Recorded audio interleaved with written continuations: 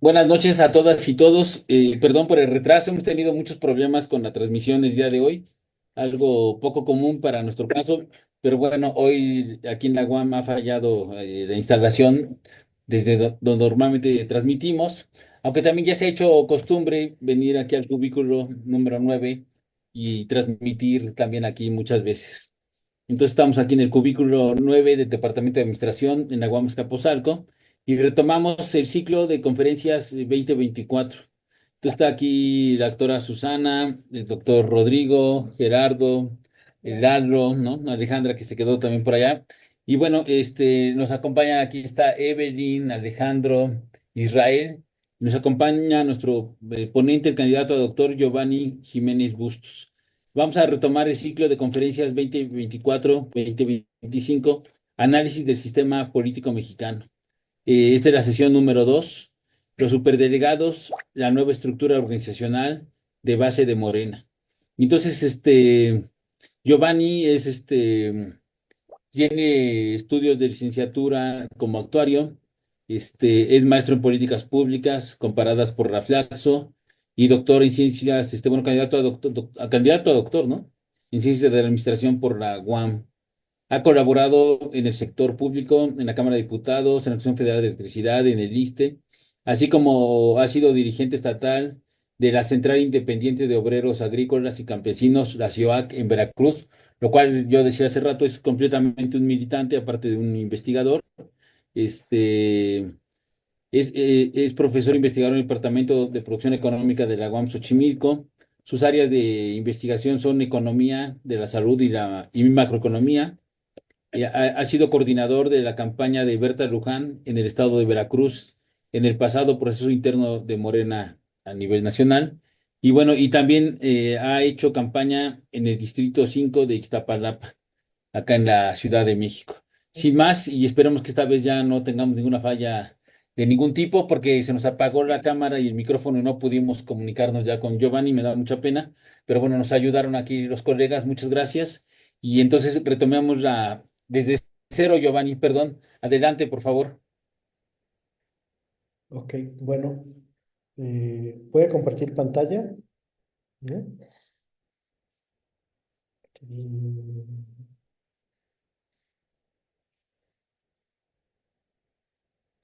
ok, ¿me quedó? Perfecto. Bueno, se llama justamente así, los superdelegados, la nueva estructura organizacional de base de Morena, ¿no? Entonces, antes de los atrasos, platicábamos que durante muchísimo tiempo, desde Prospera, en México se crearon los programas de transferencias condicionadas. Prospera fue el primer programa como tal. Brasil lo copia con un programa que se llama Bolsa Familia.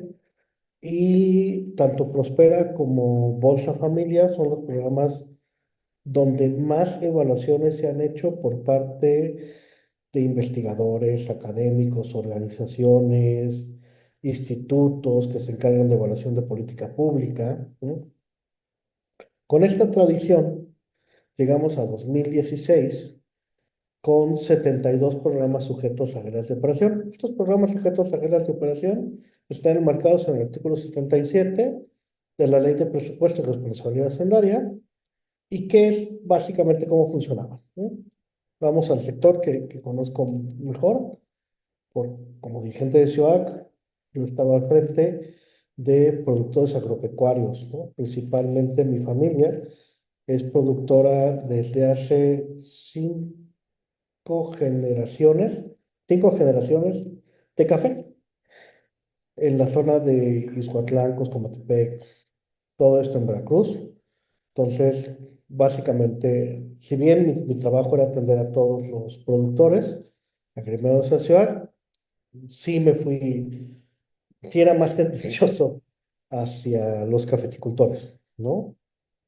Entonces, estos programas de reglas de operación, por ejemplo, los de la Zagarpa, los de la Sedatu o los de INAIS, decían, nosotros vamos a apoyar a la producción agropecuaria, ¿no? A través de ciertos estímulos, ¿qué te daban, no? Por ejemplo, FAPA y Promusac te otorgaban de 142,000 a 182,000 pesos, que eran dinero a fondo perdido, para poder llevar a cabo o que las mujeres emprendieran, ¿no? Los jóvenes del sector rural emprendieran algún tipo de negocio.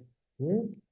Entonces, en el caso de Zagarpa tenía muchos más programas, tenía programas para perforación de pozos profundos, invernaderos, temas que tienen que ver con inseminación artificial, ¿no? Muy tendido hacia el ganado. Te daban para las personas que te dedicaban a la producción de miel, les daban colmenares nuevas, tenían, tenían muchos apoyos que iban dirigidos hacia esos programas, ¿no? O hacia esos sectores. En el sector un poco más urbano, rural, existía el Instituto Nacional de Economía Social y Solidaria, ¿no? El INAIS.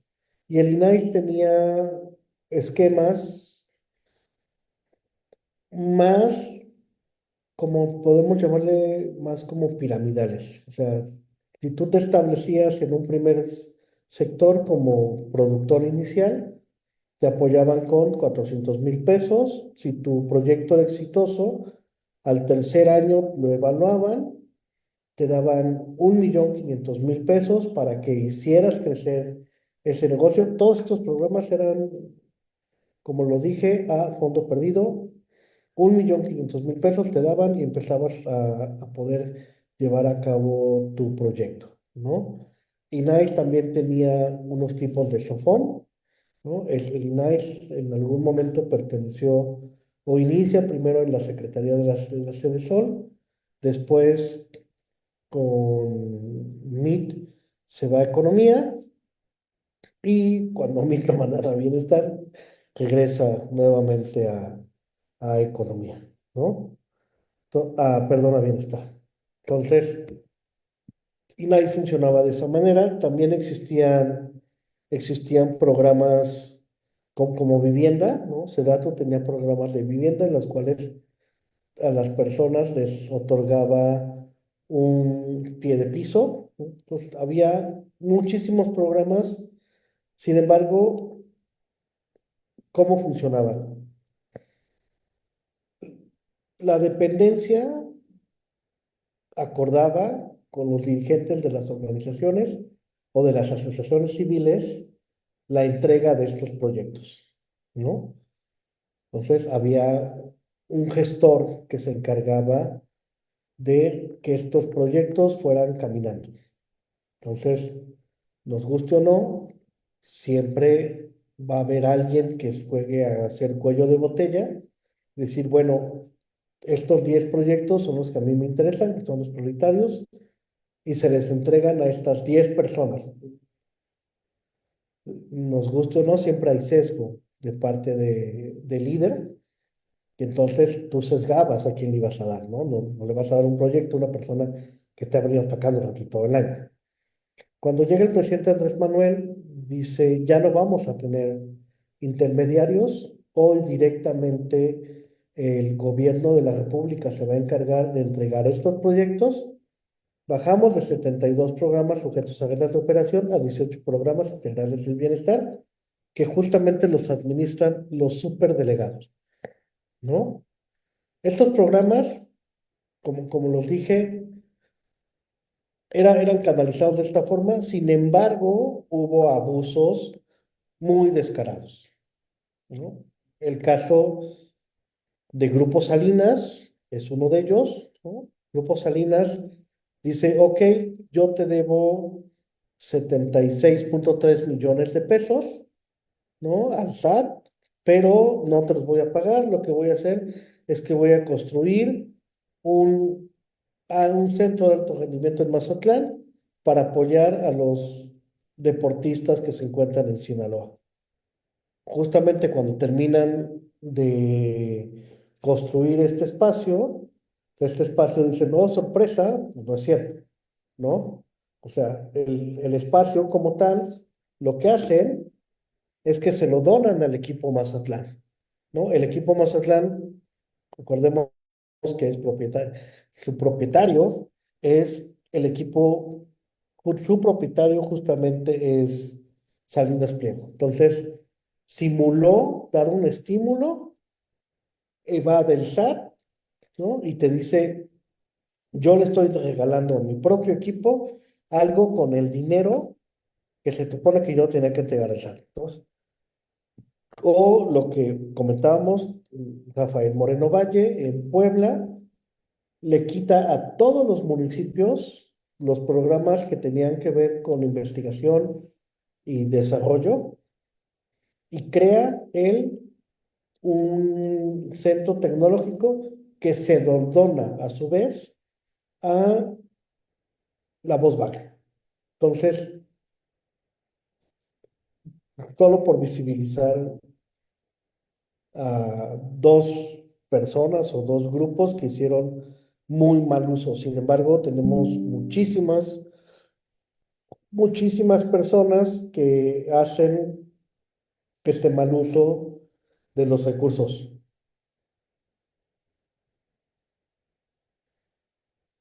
Entonces, como respuesta a la intermediación, dice, lo señala en la mañanera del 7 de mayo de 2019, dice el presidente que a 5 meses de haber iniciado su gobierno, 14 millones de personas ya habían recibido apoyos de manera directa, señalando que en este momento ya no y se iba a seguir con este intermediarismo por parte de asociaciones y organizaciones. Ahí les dejo el marco legal de cómo se conforman los delegados del bienestar, ¿no? Y ahora pasamos ay, ay, ay. Pasamos a este tema de la discusión, ¿no? Es el antecedente. Muchas personas han señalado que los superdelegados, ¿no? Hay una nota que incluso el mismo INCO sacó, eran los candidatos idóneos para ser candidatos a gobernador, ¿no? Porque ellos son, ¿cómo funcionan los programas del bienestar?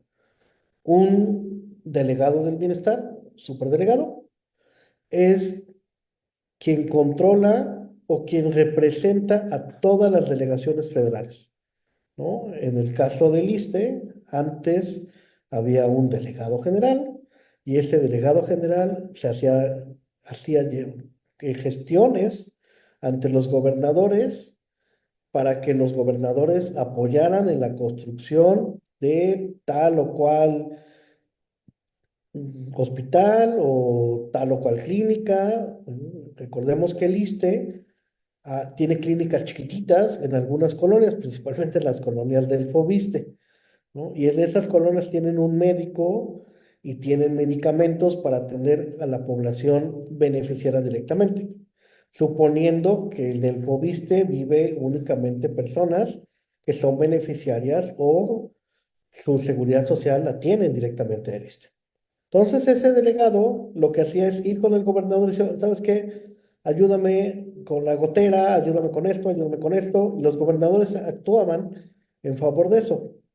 Cuando llega la figura del superdelegado, el superdelegado es quien se encarga ahora de llevar a cabo todo el proceso de gestión ante el gobierno estatal, ¿no? Cuando el gobierno estatal es del mismo partido, no tenemos tanto problema, pero ¿qué pasa cuando el gobierno estatal, el caso de Aguascalientes, ¿no? El caso de Querétaro, no son del mismo partido? Entonces, se vuelve un, una persona que va a representar al gobierno federal y a las delegaciones federales y por eso le dicen que es el candidato idóneo por parte de Morena, ¿no? Tenemos el caso de Huacho en Yucatán, ¿no? Él fue candidato a gobernador en Morena la pasada elección, la antepasada elección, pierde, el presidente lo nombra superdelegado y en esta elección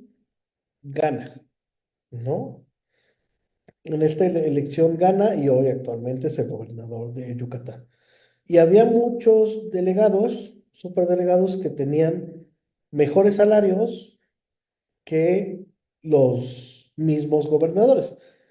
El caso del superdelegado de la Ciudad de México ganaba 13,771 pesos más que Claudia Sheinbaum, que era la jefa de gobierno, ¿no? Hoy la presidenta. Entonces, tenían muchos mejores salarios, tenían mejores prestaciones. ¿Y qué es lo que hacen? Ellos tienen brigadistas que van casa por casa, casa por casa, casa por casa, haciendo censos. Y estos censos, si alguna vez ustedes entraron a Cedesol, ahí se encontraban todos los censos de todas las personas que habían recibido programas sociales. Estos censos los tienen ellos y con estos censos lo que se realiza es, dicen, bueno, a ver, él recibió un programa de esto, recibió un programa de esto, recibió, ¿no? Cuadri ahora recibe un programa de personas adultas mayores, ¿no? Y Salinas está dando lata que quiere su programa de adultos mayores, aunque no vive en México. Saber cómo le va a hacer para registrarse. Entonces, ellos tienen el control de los padrones, saben quién recibe programas, pero lo más importante es que actualmente ya no hay un gestor, ¿no? O sea, hoy como tal, yo no le encuentro mucho sentido, que me disculpe la persona que me antecedió en la ciudad, a ser el dirigente de la ciudad, porque ya no tienes esa facultad de gestionar de apoyos para tu sector, ¿no? O para el sector que a ti te toca representar en el Consejo Agropecuario Estatal, ¿no? Que así se llamaban anteriormente los consejos, y ahí se negociaba todo el tema de la política agropecuaria de los estados. Estos consejos agropecuarios estatales anteriormente se llamaban consejos sistemas producto, ¿no? Los inició, y justamente lo que decía Fox es, vamos a hacernos llegar de la información de los productores a través de los consejos producto para ver qué necesitan, pero siempre teniendo la idea de alguien que estuviera siendo el intermediario, ¿no? El único programa que no tenía un intermediario como tal y se creó siendo sin intermediarios, como hoy están los 18 programas del bienestar, era Oportunidades o Prospera, ¿no? Cuando el doctor Salinas crea el programa, va directamente a la familia o directamente a la madre y al niño, ¿no? Pero en ese momento eran programas condicionados. Hoy los programas con los que tenemos no los condicionamos. O sea, es diciendo, ok, lo que tienes que hacer es esto y esto y esto y esto y te voy a dar el apoyo.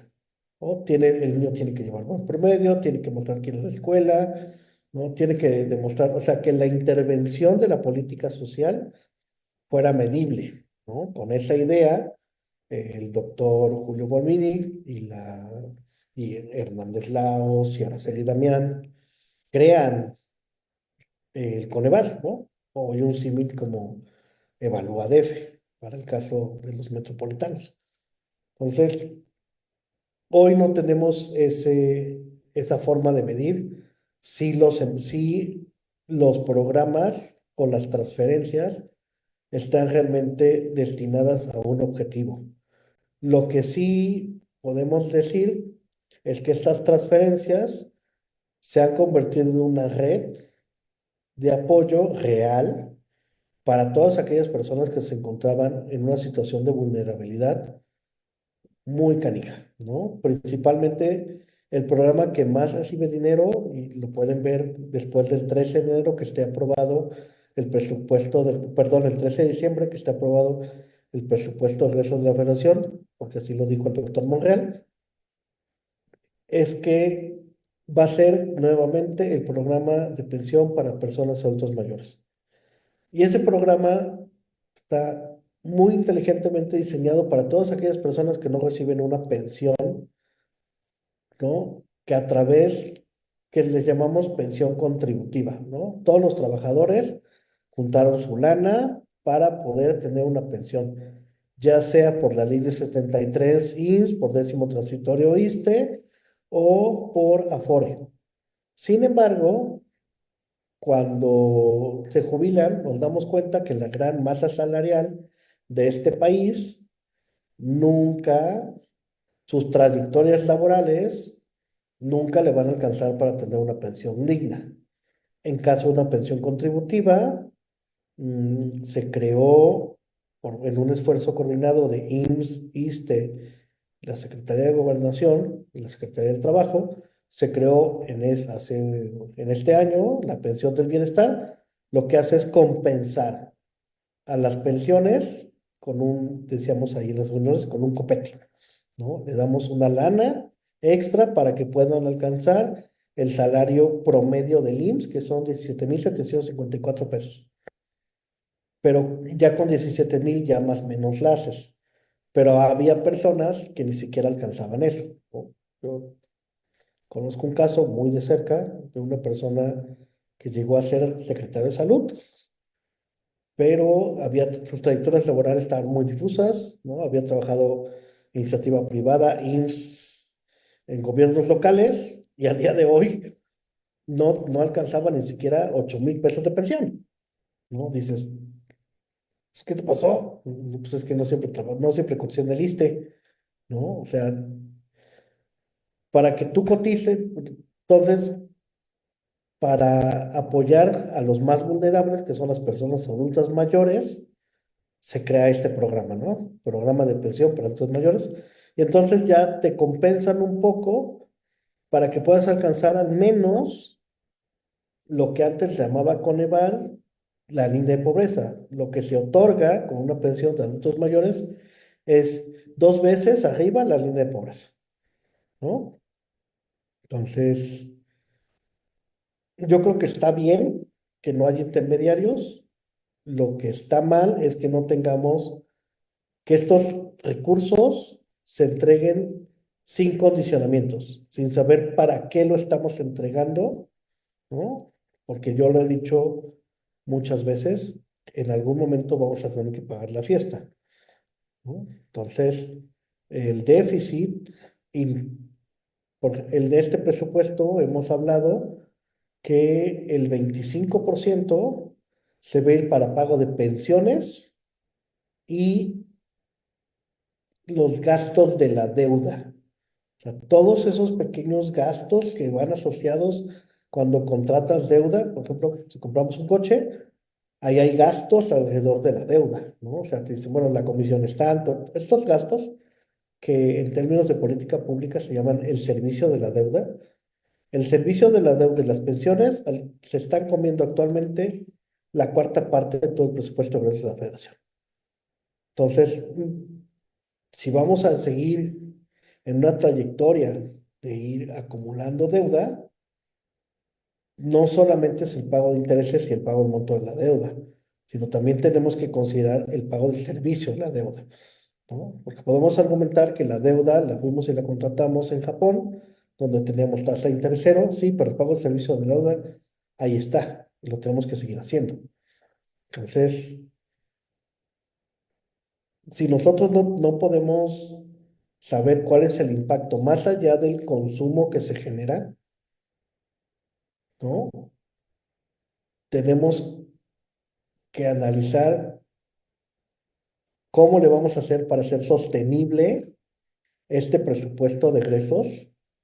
Y algo que la doctora Claudia ya dijo, es necesario una reforma fiscal. Pero ¿qué reforma fiscal es necesaria cuando tenemos una masa de trabajadores que no participan en el sector donde pagan impuestos, ¿no? En el sector formal? Entonces, básicamente, esta es la nueva función de no dejar de intermediarios, que los programas lleguen directamente a la gente. Está muy bien, ¿no? Yo viví del otro lado y ahora, bueno, deberíamos de compensar. ¿Para qué sirve las transferencias? ¿No? Más allá de tener un control de un solo intermediario, que es el superdelegado, ¿Y cómo le vamos a hacer para seguir teniendo la sostenibilidad fiscal de los programas, ¿no? Esas son las preguntas que deberíamos de hoy estarnos preguntando, no solamente de aquí al 13 de diciembre, que es cuando se deberá aprobar el presupuesto, sino deberíamos de estarnos preguntando qué reforma fiscal vamos a aplicar, ¿no? ¿Dudas, comentarios, quejas? No vuelvo a hablar mal de Salinas Pliego para que no se nos caiga el Zoom, te los juro.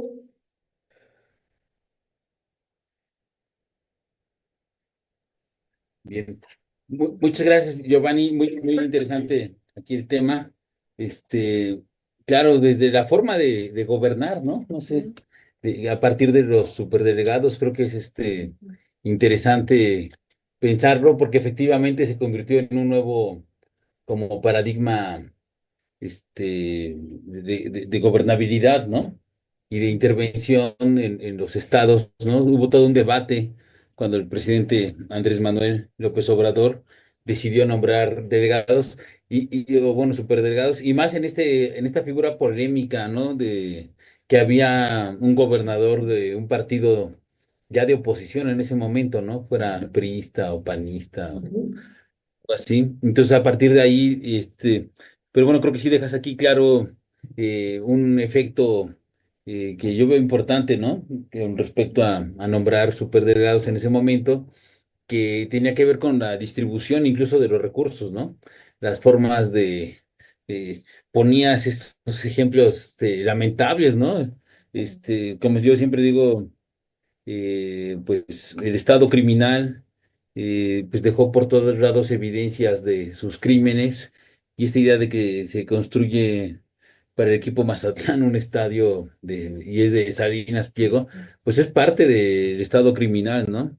Como él decía ayer, y bueno, dice muchas veces en la vida, los gobernícolas, refiriéndose a los gobernantes de oposición, bueno, de la militancia como izquierda, ¿no? De los gobiernos progresistas, evidentemente se refiere en su momento a Andrés Manuel López Obrador, y ahora se refiere a nuestra presidenta, a la doctora Claudia Sheinbaum. Este, y ayer yo pensaba, bueno, pues realmente los gobernícolas como Salinas de Gortari, ¿no? Cedillo, Fox, Calderón y Peña Nieto, pues le han dado todo a este hombre, ¿no? A partir de actos de corrupción. Eso es lo que hay que tener claro. Y cómo con esta otra figura de superdelegados se intenta acabar con estos actos de corrupción, donde la iniciativa privada es primero y es todo, ¿no? Eso por un lado. Y lo que terminas planteando también es más que relevante, ¿no? Al final de cuentas, no debe de haber intermediarios, los recursos deben de llegar a la gente. Y esto otro que también es importante, y bueno, ojalá en un momento más abundes en ello, el tema de la viabilidad fiscal, ¿no? Sí. De los programas, porque eso es un gran debate que ha habido últimamente con respecto al gobierno de Claudia Sheinbaum que inicia, y que por otro lado ya ha aumentado, ¿no? Las becas, ¿no? Y los apoyos universales, a una a sectores de la población, ¿no? Más amplios. Y bueno, esto evidentemente tendrá que ser, estos recursos tendrán que ser sacados de algún lado. Y bueno, hay que ver cómo lo planea hacer el gobierno actual, ¿no? Para iniciar el próximo año. Ya ni siquiera hay que irse mucho, sino para el 2025. Y bueno, y que esto sea sostenible durante todo el sexenio, ¿no? Pero bueno, le voy a dar la palabra aquí al doctor Rodrigo. Adelante, doctor, por favor. Sí, hola Giovanni, buenas noches. Un gusto escuchar tu plática. Me llama la atención esta reducción de programas, ¿no? De 72 a 18 programas. Es interesante todo lo que se puede, se pudo ahorrar o intentar ahorrar con esta reducción. Eh, y me quedaba pensando o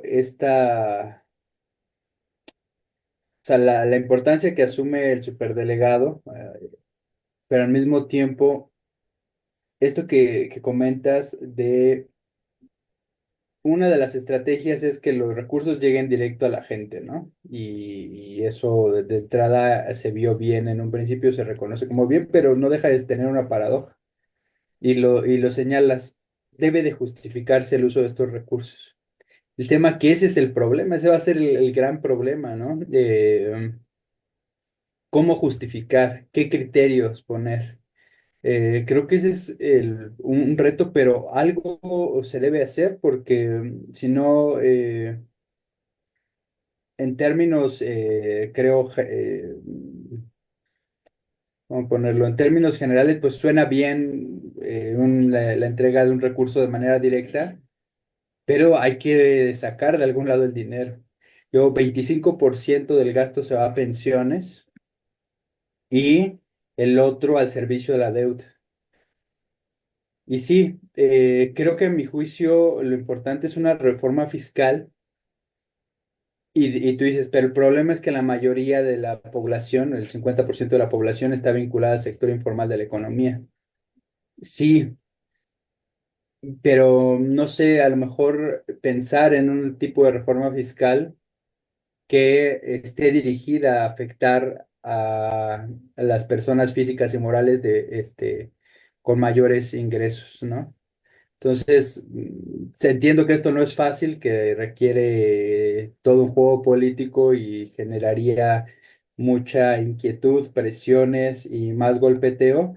Y creo que, no sé, hasta donde yo entiendo, no está del todo bien formulada la propuesta de una reforma fiscal, pero pues no deja de ser interesante. Yo sí te preguntaría, ahorita que dijiste esto de cómo poner algunos condicionamientos al traslado de recursos. ¿De qué manera?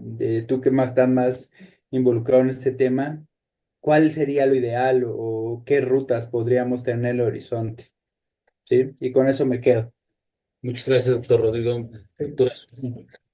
Sí, bueno, buenas noches a todas y todos.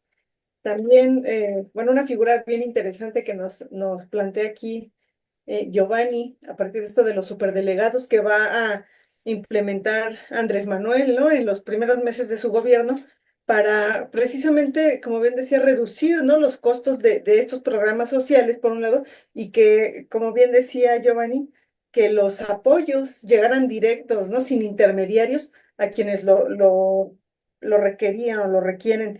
Creo que este es, como bien decía Carlos, pues una manera distinta de gobernar, de plantear pues estos procesos, ¿no? De que ya venía hablando Andrés Manuel de reducir la corrupción, de procurar transparentar un poco, pues sí, estos uso de recursos que se asignen de manera adecuada. Creo que esto es fundamental. Y bueno, esta figura que nos planteaba aquí como una figura interesante, ¿no? Y que sí, la oposición también estaba, ¿no? Se oponía en los partidos de oposición a estas figuras porque sí, como bien decía Giovanni, pues se veían, ¿no? Como los futuros candidatos a ocupar los cargos de gobernadores. Creo que, y esta fue una como discusión permanente.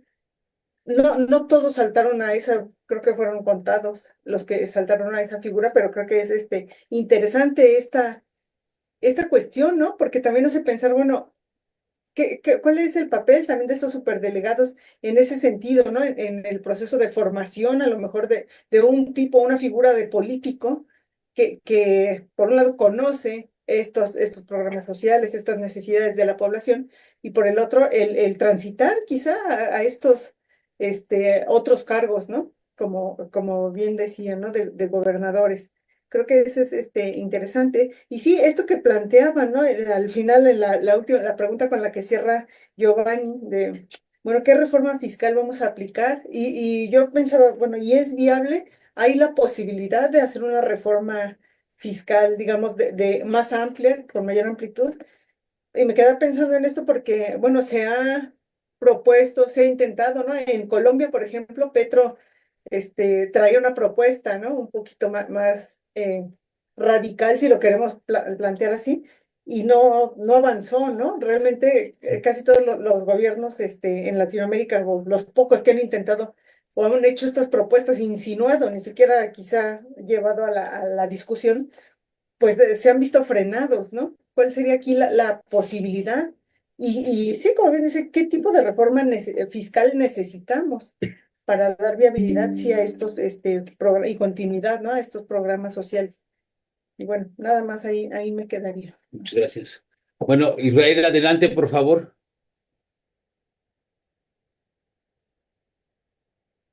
Ya, perdón, estaba aquí agarrando el micrófono. Pues felicitarle por su presentación, ¿no? Esclarecedora. Y preguntarle básicamente en el mismo sentido, ¿no? Sobre esta parte de la transferencia, pero además, sí, ahorita que lo escuchaba, me daba hasta miedo, ¿no? La incertidumbre, ¿no? Lo preocupante de los datos que presenta. Y sé que no es el tema central, pero como ya lo mencionaron, pues hay que hablarlo, ¿no? Este tema del presupuesto, y me quedo con esa frase, ¿no? En algún momento hay que pagar la fiesta. Ay, Dios santo. Y bueno, la necesidad ya lo hablaron también, ¿no? De esta reforma fiscal que haga sostenible esta parte de los programas sociales que como han dicho, pues, han sacado de la pobreza, pues, han tenido muchos beneficios, ¿no? Me parece que casi 6 millones de personas salieron de la pobreza en mi ramo, ¿no? Las becas para las y los estudiantes, que está padre, yo creo, ¿no? No basadas en méritos, eso creo que es importante, pero sí crea paradojas, ¿no? Como ahorita lo menciona usted, doctor Giovanni. Pero regresando a esa frase de hay que pagar la fiesta, me pregunto si pues la pregunta en cuestión es, ¿qué vislumbra usted como parte de este panorama, ¿no? ¿Qué reforma haría viable la continuación de estas políticas públicas?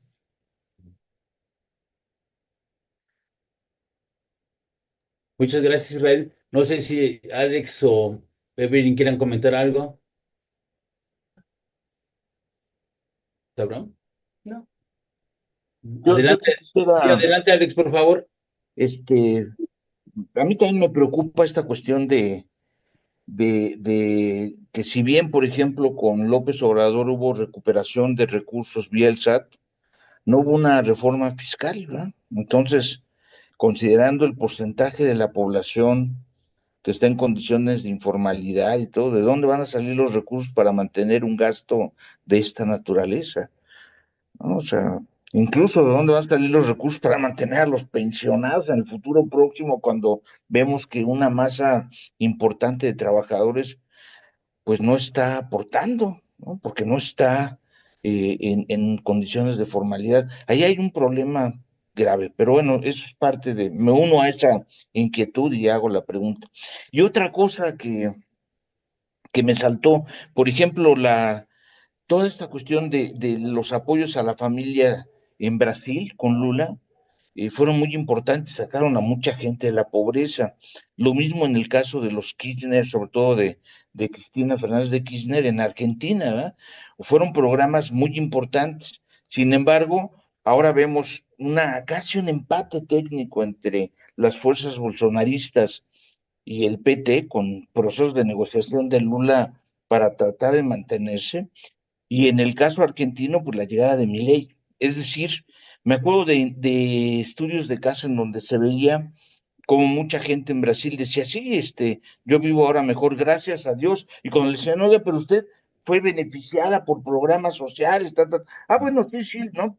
Pero estaba esta cuestión de gracias a Dios, y parte de esa gente votó por Bolsonaro. Lo mismo que, por ejemplo, en el conurbano bonaerense, que es una zona pobre, mucha de esa gente votó por Milei, siendo que habían recibido apoyos por parte del gobierno de Cristina Kirchner, ¿verdad?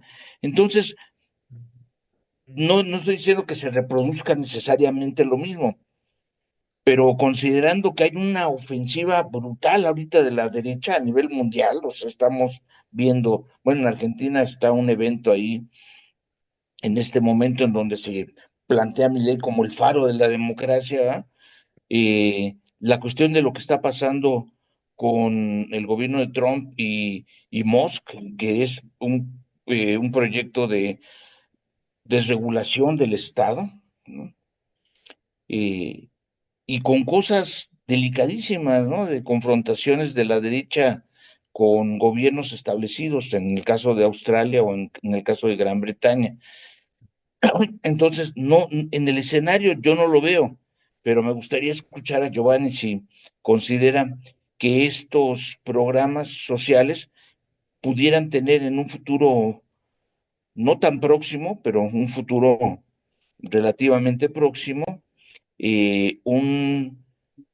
una especie de boomerang, ¿no? De gente que sale ya de una condición de miseria, de bronca y todo, y que empieza a pensar ya en otras cosas, porque no hay una construcción de sociabilidad y de militancia y de formación política. O sea, una cosa es que haya apoyos estatales y otra cosa es que no hay educación política para reflexionar sobre esta situación. Es decir, estamos construyendo sujetos que reciben beneficios, pero no ciudadanía política activa. Hay un proceso de desmovilización. Entonces, bueno, me gustaría si puedes aportar algo, Giovanni, sobre esta situación. Gracias. Claro. Sí. Adelante, Evelyn, por favor. Sí, gracias. Buenas noches. Buenas noches a todos y felicitaciones al maestro Giovanni por su exposición clarificante, pero además aterradora para los que estamos presentes. Sí considero fundamental la figura de los superdelegados para entender la manera en que se bajan estos programas sociales a la población mexicana. Concuerdo con Alejandro y con Israel, porque es alarmante. Y mi pregunta va relacionada a qué opciones tenemos, cuáles son estas opciones reales que tenemos para esta segunda parte de la aplicación de programas sociales. Con esto me refiero a si vamos a seguir fomentando este estado paternalista donde las personas están acostumbradas a recibir nada más, y vamos a agotar los recursos que tienen ellos, o qué opciones reales tenemos para quitar esta dinámica de trabajo que ya se viene realizando desde el sexenio anterior, ¿no? Agradezco la escucha y estamos aquí atentos. Gracias. Muchas gracias a Alex y a Evelyn. Yo voy a decir una cosa rápidamente porque me quedé con ella en el tintero para darle la palabra a todos y todas. Este, yo comparto la preocupación, eso es indudable, eso creo que sí hay que pensarlo y ver cómo se resuelve el asunto. Este, y pensaba, políticamente hablando, la misma figura de los superdelegados. Eso hay que también pensarlo, ¿no? Cómo el gobierno actual va a tener cierto control sobre pues, los estados, ¿no? Que conforman la República, por un lado. Por otro lado, pues tenemos algunos gobernadores y gobernadoras bastante ineficientes, ¿no? Bueno, ya se fue uno, ¿no? ¿Mandé? Ah, Ya ya. salió uno el domingo, no te Sí, preocupes. exactamente, sí, se fue bueno, no sé cuál digas lo que iba a decir de dónde. Llegó, El peor evaluado de los 32, ya dejó el cargo. sí, bueno, ya llegó a Recionarle, Yo no dije nombres, ¿eh? no, yo tampoco, estoy diciendo, pero no, pero sí tenemos casos así muy graves, ¿no? Que hay que tener presente. Y bueno, hay que tener esta idea de Andrés Manuel, el presidente en su momento, de crear una figura política muy polémica, pero que por otro lado fue muy eficiente y que ahora ante el nuevo sexenio, pues también necesitamos intervenir de algún modo en los estados, porque independientemente del color a veces del partido, pues hay un ejercicio del gobierno que deja mucho que desear, ¿no? Por ejemplo, sin decir nombres, pues el caso de Sinaloa se ha ido complicando y tan es así que pues el secretario, ¿no? de Seguridad Pública, Harfush, ya anda por allá, ¿no? Y bueno, estamos viendo ahí una necesidad, no de un superdelegado, pero sí de pensar cómo intervenir en los estados donde hay un tipo de violencia que se ha ido desbordando. Digo, ese es un elemento, puede haber otros elementos más allá de la violencia, pero también me gustaría pensar ¿Qué nueva figura política podría proponerse a la presidenta, ¿no? Pero bueno, adelante, Giovanni, lo que tú quieras comentar, bienvenido, por favor. Ok. En primera, sí, no voy a no dejar nombres. En el sexenio anterior no se bajó la corrupción. El caso más alarmante de corrupción de toda la historia documentada en este país se llama Segalmex. Y al día de hoy, nadie de Segalmex ha estado en la cárcel. Hay una persona que lleva un juicio. El caso de los quemados, de los compañeros migrantes que fallecieron quemados, el director del Instituto Nacional de Migración sigue en su casa. Entonces, ahí hay un caso, o sea, corrupción como tal, no. O sea, Segalmex equivale a 2, 3 veces la estafa maestra. Y eso era un escándalo. Entonces, vamos a este tema que decía, a ver, en el tema de la ruta fiscal, dos personas señalaban que, bueno, ¿qué onda con grabar más a las personas que más quieren? Durante este sexenio, durante el sexenio que se acabó, la jefa del SAT, la maestra Buenrostro, hizo, logró que estas grandes empresas pagaran lo que muchos durante años no habían hecho por este tema de la planeación fiscal, ¿no? O sea, hacemos planeación fiscal y con esta base de la planeación fiscal evitamos mucho el pago de impuestos, ¿no? Entonces, no sé si vieron que el día miércoles, ¿no? El lunes, martes, las acciones de Electra cayeron y casi se llevan a la bolsa y, ¿no? Y en la peor pérdida que había tenido Electra, ¿no? Entonces, la fortuna de Salinas Pliego se vino a la mitad, ¿no? Bajó de ser el tercer hombre más rico a ser el décimo más rico en una sola noche, ¿no? Sí, pero el miércoles sus acciones en Bitcoin aumentaron, ¿no? Porque el Bitcoin, recordemos que del miércoles para el jueves, justamente esta noche que acaba de pasar, rompió la barrera de los $100,000, ¿no? La tan esperada desde hace 2 años. Entonces, este tema, ¿por qué pagas impuestos? Tú pagas impuestos con base en un aumento en tu posición patrimonial, ¿no? Que es lo que estaban ahí en el Facebook dando lata de que diéramos una idea de si iba a pagar o no iba a pagar impuestos. Sin embargo, Salinas Pliego no debe impuestos de esta semana, ¿no? Debe impuestos desde hace muchísimo tiempo y se ha estado ampara y ampara y ampara y ampara para no pagar dichos impuestos, ¿no? Entonces, él tiene que pagar los impuestos que debe, por más amparos que tenga, porque ahí sí el Poder Judicial le daba los amparos. O sea, sí es cierto, tú ganaste este amparo, entonces era una guerra jurídica porque el cuate no quería pagar impuestos.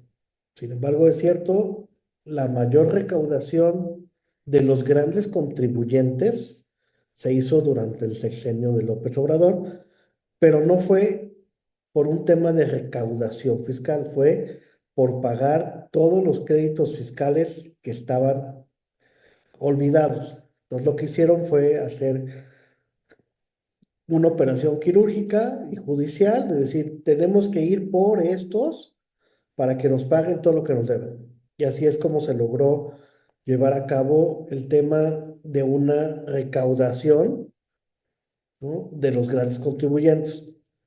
Pero todos sabemos que esa recaudación de los grandes contribuyentes en algún momento va a acabar, porque ya no va a haber litigio estratégico que le puedas hacer y lo único que van a hacer es pagar lo que tradicionalmente deben de pagar, no lo que quieran pagar, lo que deben de pagar. Entonces dices, ok, nos vamos a ir a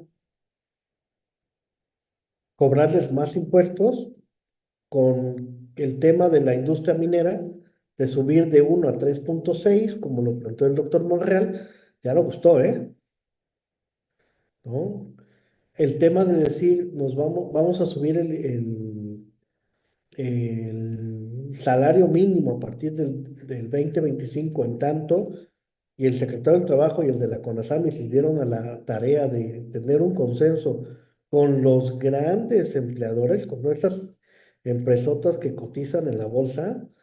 Ok, sí, pero recordemos, ¿no?, el modelo de Calvo de 1983, que si bien a estas personas les van a ajustar sus salarios, ¿no?, porque fue un acuerdo de las grandes cámaras de comercio, también le deben de ajustar los salarios a todos los que no pertenecen a las cámaras de comercio, me refiero a la Canaco, ¿no? O sea, la Canaco agrupa a los chiquititos, y estos chiquititos que tienen 4 o 5 trabajadores también saben que les tienen que ajustar el salario mínimo.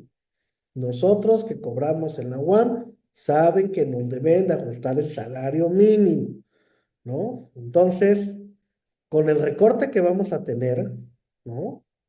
Porque hasta ahorita solamente el doctor Lomelí se ha sentado con el doctor Monreal a ver qué pedo con el presupuesto. Y dijo, ok, ya vino, ya nos sentamos, vamos a ver los ajustes, y a partir de los autónomos vamos a destinarles recurso, como lo pidió la Secretaría de Hacienda al Instituto Politécnico Nacional de la UNAM, porque fue un error de ellos, lo tenemos que corregir, ¿no? Y hoy el doctor Lomelí sacó una foto con el doctor Monreal diciendo, sí, ya estamos corrigiendo el presupuesto para que el día 13, es decir, en 8 días, salga sin afectación a la UNAM. Habrá que ver lo mismo que hace el Politécnico, ¿no?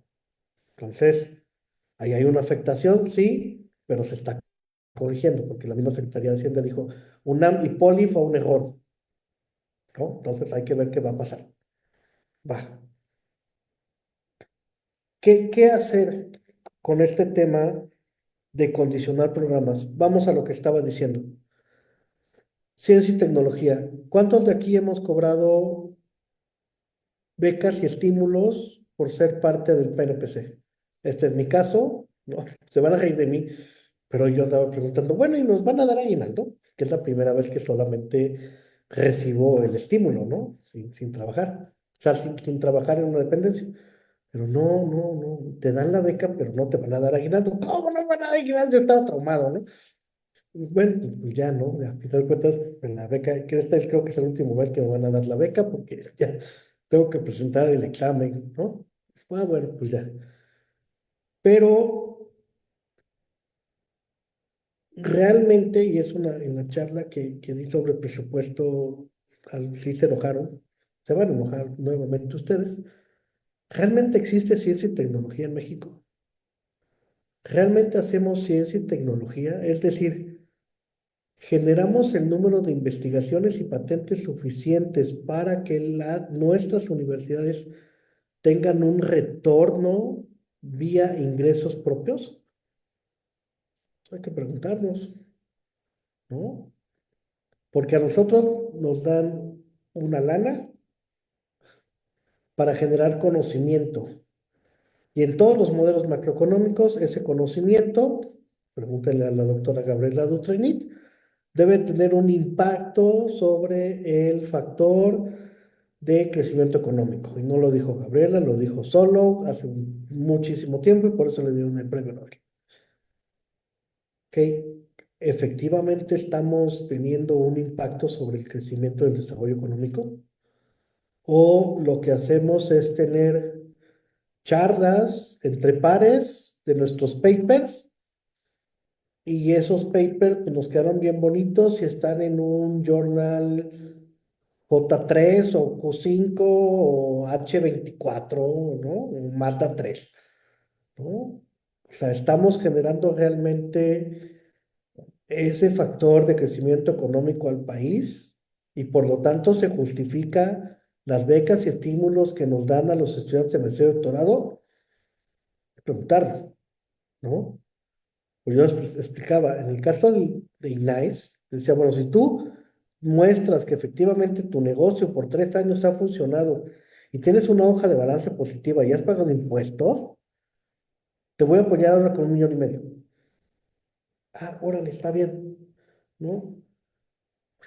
Ahorita que yo fui a entregar mis papeles, me decían, ¿cuántos de mis compañeros van a tener la hoja de retribución social con ACIT?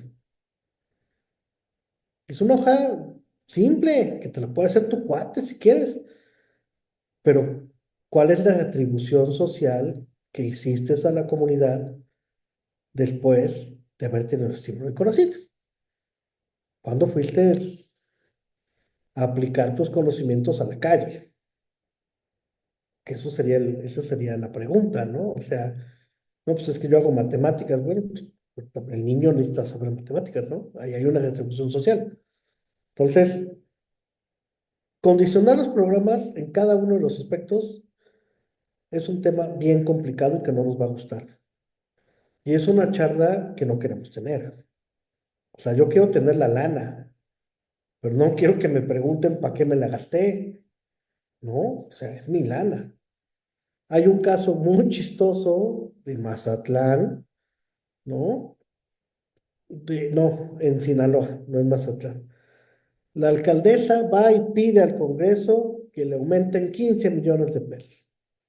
La alcaldesa ya había hecho todas las gestiones con los diputados y el gobernador Moya le autorizan 15 millones de baros. ¿Sabes de qué se los gastó? En un concierto de Chayanne. Y no es broma, tampoco es chiste. El concierto costaba 15 millones de pesos y ella necesitaba 15 millones de pesos para hacer el concierto de Chayanne. Entonces, la culpa es de Chayanne, no. Chayanne cobró. Entonces, ¿para qué queremos más becas y estímulos? ¿Cómo estamos justificando la ciencia y la tecnología? ¿No? Y si quieren, táchenme de neoliberal. Yo nunca he dicho que no lo soy, pero tenemos que hacer una contribución, ¿no?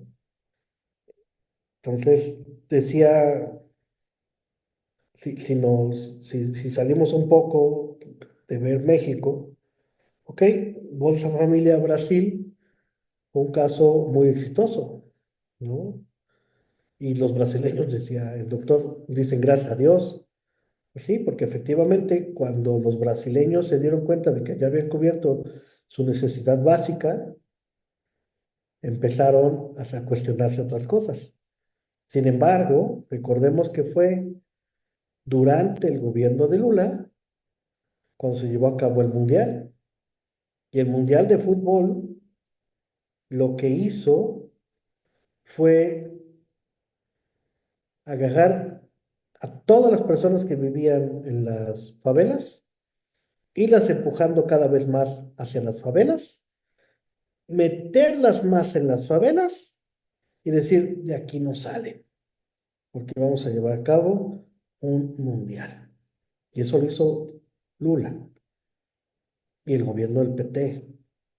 Y quien continuó después de Lula también lo hizo. Por eso la gente en Brasil dijo, ok, aquí nos estás ayudando, pero literalmente nos está segregando de las actividades como las playas y los partidos de fútbol en el proceso ¿no? Habrá que ver aquí el año que entra, que tenemos el Mundial de Fútbol, qué va a pasar con con la comunidad de las Águilas, ¿no? Con la colonia de las Águilas, a ver si los dejan poner sus puestos, ¿no? Como hoy, bueno, hoy no, hoy juegan en el Estadio Azul, ¿no? Pero los franeleros, o sea, toda esa actividad que está alrededor de un estadio, en Brasil dijeron, no, no pueden tener, pero ya tienen programas. ¿Ok? Y esto lo entendió perfectamente Milei y Trump. Milei dijo, hoy tenemos un presupuesto muy abultado en programas, lo que tenemos que hacer es todo el tema del kirchnerismo, que ya había superado con creces la deuda y por eso tenían la economía tan crítica que tenía en Argentina, dijo, vamos a empezar a cancelar programas. Cancelamos programas, cancelamos.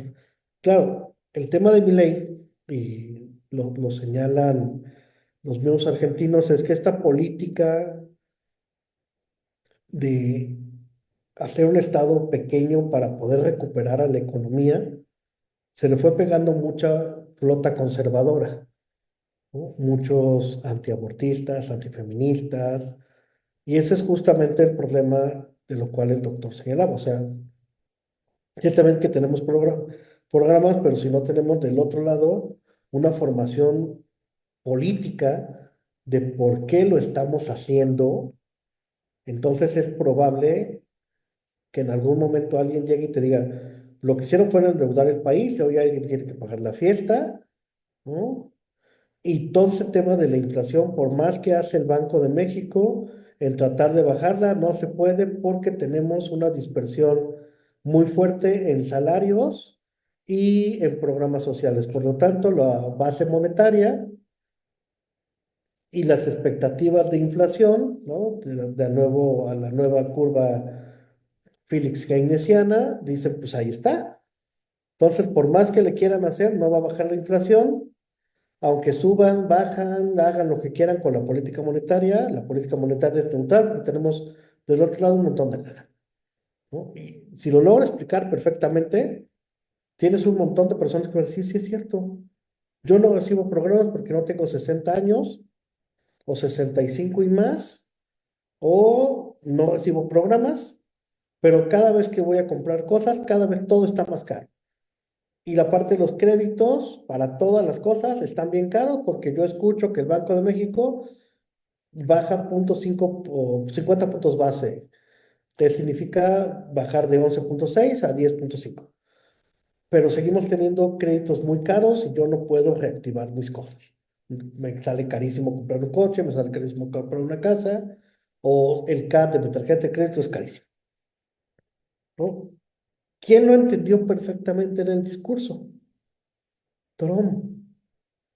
Trump les dice a todos, yo tengo una idea de país, ¿no? Es MACA, Make America Great Again, y MACA nos va a funcionar para que volvamos a tener el país que queremos, ¿no? Porque la culpa, recordemos que el discurso anterior, la culpa era del Medicare y del Medicare, que son los programas de asistencia en la salud que había creado Obama. Por eso gana. Hoy, además de estos dispersión de dinero que lo ven principalmente, ustedes vean el mapa electoral, ¿ok? En California es el lugar en donde más caro se encuentra el tema de la vivienda. Es carísimo comprar una casa en California. California ganan los demócratas. Pero los estados que están alrededor de California empezaron a ganar los republicanos, porque dice la gente, ok, a ellos les va muy bien, tienen muchos apoyos, pero a nosotros nos fueron segregando, lo mismo que pasó en el tema de Brasil, nos fueron segregando de California y nos mandaron a los estados alrededor que se encuentran en California. ¿Y qué es lo que dice Trump? Trump no entiende perfectamente eso. Y el discurso de Trump dice, sí, sí es cierto. Tenemos que regresar a una figura como Trump, porque Trump entiende perfectamente lo que nos está pasando. Por eso ganó Milei. Porque Milei tiene un discurso que dice, sí, sí es cierto. Lo que nos está pasando es consecuencia del gasto exacerbado en política social. Si no tenemos lo que dice el doctor, una formación no de cuadros, como lo teníamos en el PRI o en el PAN, sino una formación de masas, de por qué hoy estamos llevando a cabo ciertos programas o ciertas acciones o ciertas políticas públicas, corremos el riesgo de tener un Milei, un Trump, ¿no? Y esa gran popularidad con la que llegó Macron y volvió el líder de Europa después de que Alemania era el motor económico y el gran ferrocarril europeo que llevaba a Europa a otro lado, y el líder carismático era Macron, hoy revisen sus cifras, ¿no? Literalmente lo odian. Y todo empezó porque dijo, voy a aumentar un año la edad de jubilación. Un año. El cuate no supo comunicar, a diferencia que lo hace Milei, a diferencia que lo hace Trump, y a diferencia de lo que hicieron los en Australia, que lo señalaba el doctor. En Australia, los neofascistas dijeron, si te duele tanto estar enfermo, eutanasia, que el país pague la eutanasia, que sea libre morirte. Pues sí, porque enfermedades crónicas, degenerativas, maltratadas, te van a llevar a temas que tu enfermedad va a ser muy costosa, el Estado no lo tiene para pagar, pues mejor la eutanasia la hacemos gratis, ¿no? Entonces, ¿te quieres morir? Bueno. Y entonces el Congreso en Australia dijo, sí es cierto, toda esta política neofascista que acusa a Rusia no empezó en Ucrania, empezó en Australia. ¿Por qué? Porque dicen lo mismo que dice Milei, lo mismo que intentó hacer Macron y lo mismo que dice Trump. Tenemos un gasto social exacerbado. Entonces, o cobramos una mayor cantidad de impuestos o la consecuencia inmediata es que en algún momento vamos a tener una deuda muy abultada, un servicio de la deuda muy abultado, en el cual va a llegar un Milei, va a llegar un Trump, va a llegar unos neofascistas, ¿no? A decirnos, pues esto no funcionó. Porque además, si bien tenemos memoria corta, somos como los procesos marcovianos, ya nos pasó, ¿no, doctor? ¿Usted qué edad tiene? Doctor Alejandro Espinosa. Preferiría no contestar esa pregunta, siguiendo el mensaje de Bartley. Preferiría no hacerlo. No, ya soy mayor de edad, ya voy a empezar a cobrar mi pensión y todas esas cosas. Ok, yo tengo 50, el doctor tiene más edad que yo. Yo me acuerdo que mi papá en un año le aumentaron el sueldo 3 veces, porque la inflación estaba tan cabrona que no alcanzaba lo que cobraba. Entonces, te aumentaban el salario, te aumentaban el salario, te aumentaban el salario, te aumentaban el salario, pero no era suficiente el aumento del salario, era demasiada inflación, ¿no? Y ese se llama, sí, para los que sean economistas o sean chismosos, es el modelo de Calvo de 1983, ¿no? Y ahora se llama nueva curva, no, curva de Phillips neokeynesiana. Entonces, ¿qué tanto, ya lo dijo, lo decía el exdirector de la CONASAMI, qué tanto podemos meter de forma artificial recursos a la economía, como transferencias y aumento a los salarios, sin ahora sí ya afectar la inflación? Porque la inflación es un impuesto que nos pega a todos, pero nos pega más a los más pobres, ¿no? ¿Qué tanto vamos a soportar tener ese gasto en pensión y ese gasto alrededor de la deuda, ¿no? Porque dices, ok, no pega la inflación, hay neutralidad de la política monetaria, porque muchas personas no trabajan en el sector formal, por lo tanto no ajustan sus salarios como lo hace una persona del sector formal.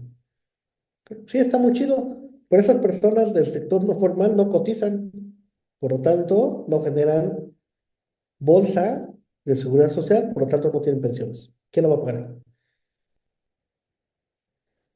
Entonces, sin tratar de entender para qué están los programas y únicamente considerarlo como un gasto electorero, que se pudiera pensar que así es, O lo podemos afirmar, así es. Tenemos que tener esta formación de nación para entender por qué lo estamos haciendo. Yo les decía, la asesora del senador Sanders tiene un libro, se llama Michael Keaton, que es una mujer, dice, ¿por qué es importante la deuda? O sea, vean países como Alemania, Francia, Estados Unidos, tienen una deuda exorbitante y nadie les dice nada. Y alguien decía, pues sí, quiero ver, es bonito que les vaya a cobrar a Estados Unidos la deuda, o que le vaya a cobrar a Alemania la deuda, o que le vaya a cobrar a Rusia la deuda, o peor aún, China, que ni siquiera te dice cuánto deuda tiene, ¿no? Pero a nosotros sí no la quieren cobrar. Entonces, tenemos que tener un proceso de formación política que hemos abandonado desde las escuelas de formación de cuadros que el PRI inventó, ¿no? Entonces, no todo lo del PRI era malo, no todo lo del PRI era malo, no todo lo del PRD era malo, ¿no? Y hay que ir retomando esos esfuerzos, esos estudios de caso que eran exitosos para de una u otra forma ir viendo. Quiero terminar último con qué figura fiscal. Una figura fiscal que grabe a todos. O sea, es bien complicado, pero yo un día en la Universidad Veracruzana lo señalaba. Hay alimentos y medicinas que están desgravados, que son alimentos como el salmón o el caviar, que por ser alimentos, que por ser entrar en el concepto de alimentos y medicinas, no pagan impuestos. Neta, el caviar no se debe de pagar impuestos. Entonces, hay que preguntarnos qué tipo de productos que entran en el desgravamen fiscal sí podemos incorporar, ¿no? Y cómo hacerle para reactivar el sector formal, que esa es la gran pregunta. ¿Cómo lo hacemos? ¿No? ¿Cómo lo hacemos para que la gente que trabaja en el sector formal, en el sector informal, quiera entrar? Ha habido un montón de formas, ¿no? Eh, Personas físicas que quieran pagar, ha habido un montón de figuras fiscales para estas pequeñas empresas, ¿no? Régimen condominado, SAS, hay muchas figuras. Y la gente lo que dice, no, es no, tengo que pagar un contador. Si le explican que no tienen que pagar un contador y que tienen beneficios a la larga, me refiero en la vejez, de pagar impuestos, a lo mejor por ahí podría ser un proceso de cómo hacerle para que todos paguemos. Pero si no tenemos una conciencia política de por qué estamos llevando el proyecto de la Cuarta Transformación, de nada va a servir crear figuras fiscales para que estas personas que se encuentran fuera del sector formal quieran acceder al sector formal, ¿no? Porque también es un tema de todos. O sea, si nosotros, becarios o exbecarios del CONACYT, no entendemos que nuestro conocimiento tiene que ser llevado a la calle, de nada sirvió la beca. Sirvió para comprarme mis Ferragamo que me compré el sábado el Palacio de Hierro. Pues sí está chido, ¿no? Ahí fueron. Sí, pero neta era para eso. Entonces, tenemos que generar esa conciencia política, pero es bien fácil no hacerlo. Está bien chido que el 2 recibamos la beca, pero no tenemos del otro lado la conciencia política de decir, ¿y qué vamos a hacer con eso? ¿Cuál es mi contribución social con la CIT? ¿No? ¿Por qué? Porque estamos cómodos hasta que llegan los Trump, los Milei, los neonazis, y le pasa un Le Pen encima a Macron y se acabó la fiesta, ¿no? Entonces, cualquier otro comentario, mentadas de madre, acepto todos. Muchas gracias, Giovanni. Muy interesante. Anabel Hernández, ¿no? Escribió un libro hace muchos años, Fin de fiesta en los pinos, algo así, ¿no? Era algo así interesante sobre las fiestas. Yo creo que venimos de una fiesta que nos causó una gran cruda, ¿no? Este, y un gran desbarajuste nacional, que es el modelo neoliberal, ¿no? O sea, ahí también hubo muchos recursos de por medio que no generaron absolutamente nada, ¿no? Como el rescate bancario en, bueno, con el FOBAPROA, ¿no? En el sexenio de Ernesto Zedillo propiamente, se estima entre 60.000 millones de dólares y 80.000 millones de dólares, ¿no? De lo que hubo que pedir de préstamo para entregárselo a los grupos empresariales. No, no, no Y te es, equivoques.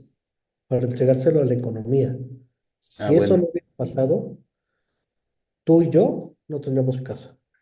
fíjate que exactamente el otro modelo fue el argentino, ¿ah? En donde no hubo rescate bancario y no hubo deuda. Es que ese es el gran asunto aquí. ¿Quién quebró el sistema financiero mexicano? Pues fueron los banqueros. Así, bajo dos coyunturas, ¿no? Una fue el vencimiento de unos plazos que había que pagar, ¿no? Al Fondo Monetario Internacional y al Banco Mundial, pero sobre todo la otra fue la cartera vencida, así tal cual. Sobreendeudaron a la población. Entonces, creo que ahí está el asunto que hubo que discutir por un lado. Hubo rescate bancario, rescate a los ingenios azucareros, rescate a las empresas que estuvieron construyendo carreteras, ¿no? Una serie de aspectos de esa naturaleza que vivimos. Este, yo creo que venimos de esas épocas complicadas y, y este nuevo modelo, que no es tan nuevo al final de cuentas, del humanismo mexicano, pues plantea otros aspectos que sí estoy de acuerdo que hay que discutir, de eso se trata al final de cuentas, de dónde salen los recursos, ¿no? Con los que se está y pues interviniendo en, en múltiples niveles, ¿no? En lo político, en lo social, en lo ético, por supuesto, en lo moral, este, para atender a la población. Ese es un gran asunto que creo que está aquí discutiéndose. Eh, Creo que hay varias posturas que no se debe de permitir o que ya no queremos, pues yo sí coincido en eso, pues no queremos que se le dé dinero a los grupos empresariales, no queremos que se les exima de pagar impuestos a los grupos empresariales y creo que el presidente decía algo muy simple, ¿no? Y de hecho lo formuló, ¿no? Que está prohibido que los grupos empresariales eximirlos de impuestos. Y que si se les cobraba impuestos, pues había cierta salud fiscal, ¿no? Creo que planteaba él durante su sexenio.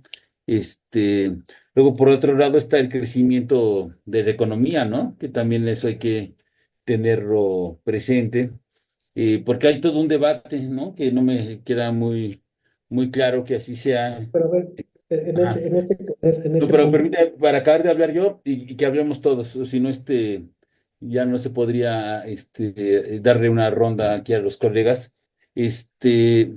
Hay un crecimiento de la economía y por lo tanto no ha aumentado, ¿no? En la deuda del país, ¿no? Ni la deuda externa ni la deuda interna, a como estuvimos acostumbrados durante los sexenios neoliberales. Es que sí tenemos que tener puntos de comparación. Pero bueno, yo creo que eso hay que tenerlo presente. Creo que sí son dos modelos económicos en algún sentido antagónicos. Y bueno, creo que la opción de Milley, ¿no? O la opción de Trump, pues me parece realmente, pues volver a la opción de Miguel de la Madrid, ¿no? De Salinas, de Fox, de Calderón, de ¿cómo se llama? De Enrique Peña Nieto, ¿no? Ellos fueron ya una opción de recorte al gasto social, ¿no? Del gasto público, por supuesto, eliminación de subsidios, el famoso, formulado tardíamente, el famoso decálogo de Washington, ¿no? De ahí venimos, y hemos visto, pues, efectos terribles. Como dice Francis Fukuyama, el mercado, el libre mercado distorsiona la vida, ¿no? Ahí ha invertido la frase de Hayek, que decía que la intervención en el Estado, la intervención en el mercado por parte del Estado, se distorsionaba el mercado, ¿no? Pero bueno, le doy la palabra aquí al doctor Rodrigo. Adelante, doctor, por Nada favor. más déjame aclararte un punto. Durante el sexenio de Andrés Manuel, los más ricos duplicaron su Eso sí. fortuna. Eso es un punto. O sea, no hay que darle más dinero a los ricos, nada más los hizo doblemente de ricos. Paso número uno. Paso número dos. La deuda pública aumentó, sí, sí aumentó. Bueno, Aumentó más que en todos los sexenios que tuvimos un presupuesto, como tú llamaste, neoliberal. Claro que aumentó la deuda, aumentó el doble la deuda. Por eso hoy estamos pagando el costo de la deuda y en algún momento pagaremos la deuda, porque lo que hizo el subsecretario es agarrar el paquete de la deuda y refinanciar la deuda.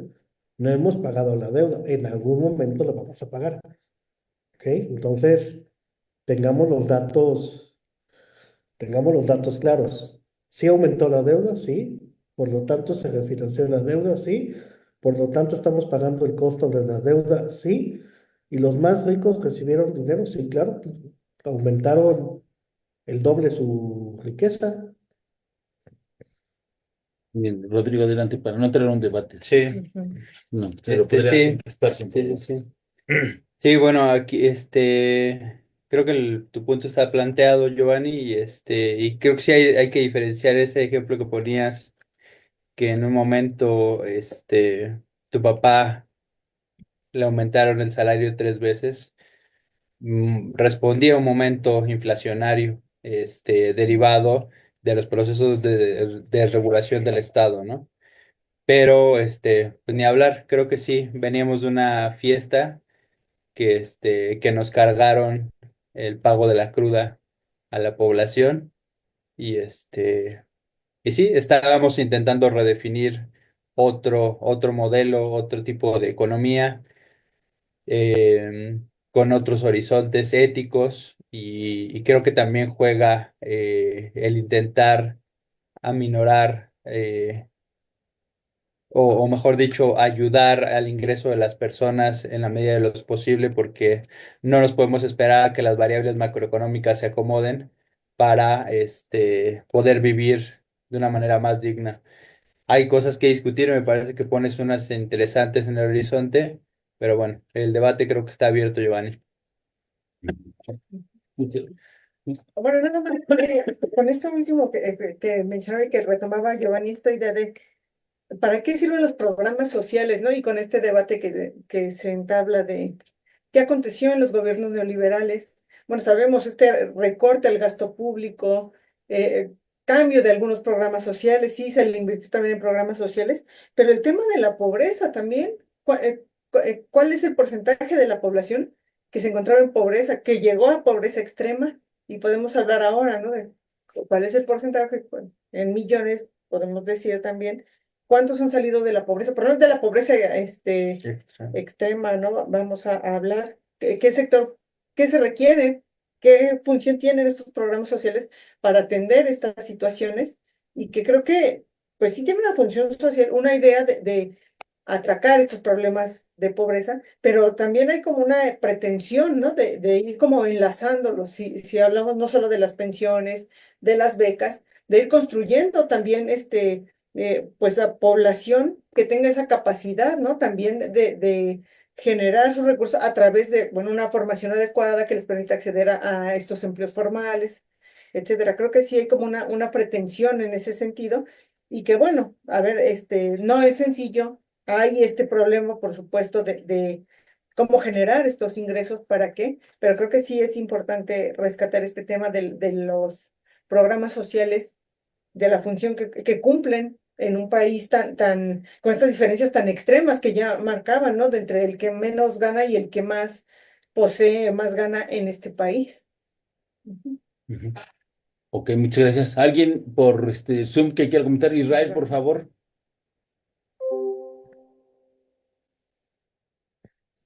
Ya intentaré ser muy breve porque ya es tarde y ya ustedes han de estar cansados, ¿no? Le escuchaba atentamente, doctor Giovanni, y sí coincido, pues sí es una postura política, ¿no?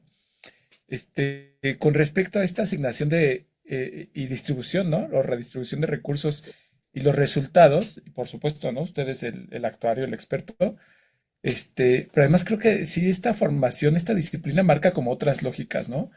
Otros locus de enunciación.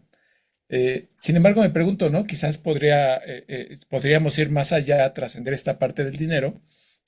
Y yo supongo que es parte de la redistribución de la que charlábamos hace ratito, ¿no? Las investigaciones en ciencias sociales, humanidades y también, ¿no? Ciencias experimentales quizás no tienen un impacto inmediato, ¿no?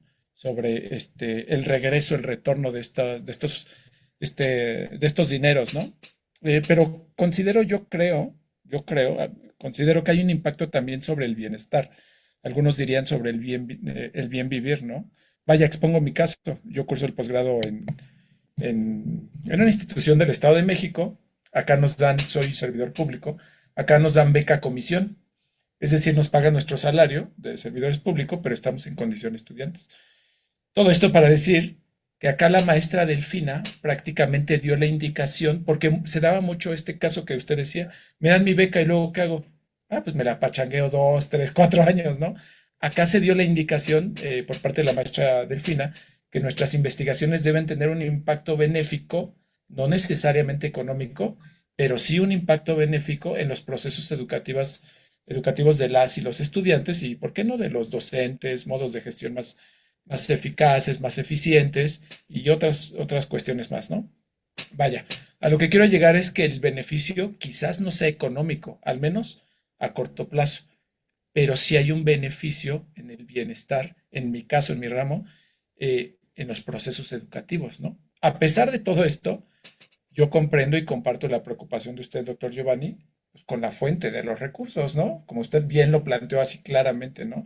Y la noción de practicidad, pues hay que pagar la fiesta, ¿no? Otra vez. Y estas cuestiones que usted mencionaba muy claramente y coincido, pueden tener consecuencias perversas, como usted ya nos ejemplificó, ¿no? Y regresamos nuevamente a la cuestión de la necesidad de una reforma fiscal que ayude a que esta redistribución sea sostenible. Gracias. Muchas gracias, Israel. No sé si alguien más quiera comentar algo por Zoom. Sí, adelante, Evelyn. Sí, gracias, doctor.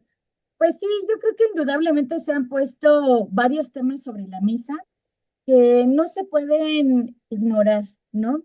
Sin embargo, creo que la labor de todos los que estamos en la academia, pues como bien lo dice Israel, tiene que ver con ir más allá de los números, ¿no? Yo sé que hablar de números es una cuestión fría y que se tiene que afrontar, pero cuando estás en la academia tienes que retribuir esta parte, ¿no? Y lo podemos hacer tanto en el análisis, la reflexión, lo tenemos que hacer transformando situaciones, ¿no? Yo creo que eso se viene haciendo todos los días, o por lo menos es el esfuerzo que uno pone para poder ir dándole lectura distinta a esta realidad. Pero sí, creo que ya se pusieron ciertos puntos sobre la mesa que se tienen que afrontar y que dentro de la academia se tendrán que hacer y, por supuesto, dar respuesta a estas necesidades imperantes que tenemos. Gracias, doctor. Muchas gracias, Evelyn. ¿Ya me oyen ahí? Sí, ya. Muy bien. Pues, creo que ya no está Alex. Si quieres comentar algo más, Giovanni, para acabar, por favor. No, yo creo que ya ahora sí ya se nos hizo ¿Ya? tarde.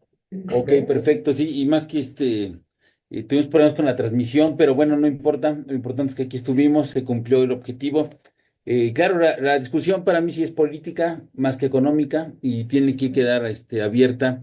Que no sea la última vez que nos acompañas en este ciclo, Giovanni, para seguir argumentando sobre estos temas, con más tiempo incluso, porque ahorita perdimos casi una hora de transmisión.